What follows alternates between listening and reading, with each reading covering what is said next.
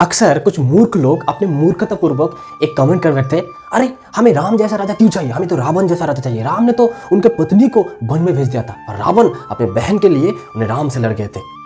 मैं अगर उन्हीं लोगों को ऑप्शन दूं कि आपको किस तरह का नेता चाहिए, एक तरह का नेता है जो जनता के वोट पाकर नेता तो बन जाते हैं, लेकिन प्रजा लोगों को लूट करके उन्होंने अपने परिवार को तुष्टि करते हैं, अपने बैंक बैलेंस भराते हैं, स्विस बैंक में अकाउंट खोलते हैं। इस तरह का नेता। दूसरी तरह का एक नेता है जिन्होंने अपने परिवार सब कुछ त्याग कर सिर्फ प्रजा के हित के लिए, प्रजा के कल्याण के लिए सोचते हैं। तो आप लोग किसको किस तरह का नेता चाहिए? ऑब्वियसली सेकंड टाइप का जो नेता है यही नेता आप लोगों को चाहिए ना।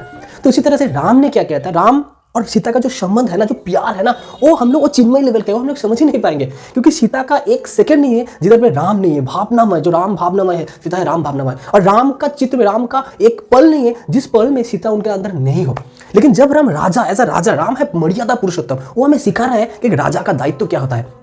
तो जब वो राजा है तो प्रजा लोग उनके लिए सबसे ज्यादा इंपॉर्टेंट है। प्रजा, उनको पता है कि प्रजा लोग गलत सोच रहे हैं, लेकिन प्रजा को अगर इंपॉर्टेंस देंगे तो ही प्रजा उनके राजा के ऊपर विश्वास आएंगे। इसीलिए उन्होंने प्रजा को इंपॉर्टेंस देने के लिए अपनी सीता को, सबसे प्यारी सीता, जिनके लिए उन्होंने नंगे पांव चलकर उन्होंने रावण का वध किया था, समुद्र भेद कर दिया था, उस सीता को उन्होंने वन में भेज दिया, क्योंकि वो तब एक राजा थे, तो उनको प्रजा उनके लिए ज्यादा इंपॉर्टेंट है। इसीलिए राम लोग राम राज की कल्पना करते हैं, क्योंकि प्रजा लोग इंपॉर्टेंस ज्यादा देते हैं। जिस तरह से धृतराष्ट्र ने क्या कहा था, मामो का पांडवास्त्रैव, उन्होंने हमेशा अपने पुत्र का मोह में अपने पुत्र को इंपॉर्टेंस दिया था। उनका हमेशा टेंडेंसी था, प्रजा लोग गए बाहर में, मेरे पुत्र को ही सिंहासन चाहिए। तो क्या धृतराष्ट्र जैसे राजा आप लोगों को चाहिए? भगवान श्री राम जो थे वो थे मर्यादा पुरुषोत्तम, मतलब वो संसार के लिए एक दृष्टांत स्थापित करना चाहते थे, जिसको देखकर हम लोग सीखे कि असली राजा क्या हो सकते हैं, है ना। क्योंकि राजा, भागवत में कहा गया है कि raja is the representative of God, है ना। जो भगवान जो होता है वो पूरे विश्व ब्रह्मांड के राजा है। इसलिए धरती पे जो राजा होते हैं, वो राजा क्या होते हैं, भगवान का रिप्रेजेंटेटिव होता है।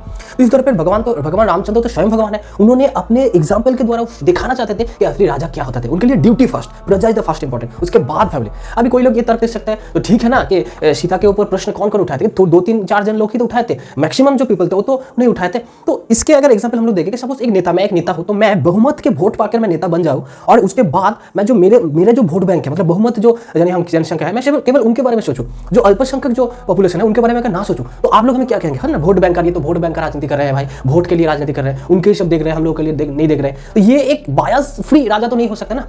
इसलिए श्री रामचंद्र हर एक को इंपॉर्टेंस देना चाहते हैं, क्योंकि प्रजा का ये दायित्व होता है कि राजा को भगवान की तरह समर्पित हो। जब भगवान को वजह से समर्पित हो जाए तो प्रजा लोगों का ये दायित्व होता है कि raja is the representative of God, तो भगवान के तरह, भगवान को जैसे पूजा जाता है उसी तरह राजा को पूजा जाए।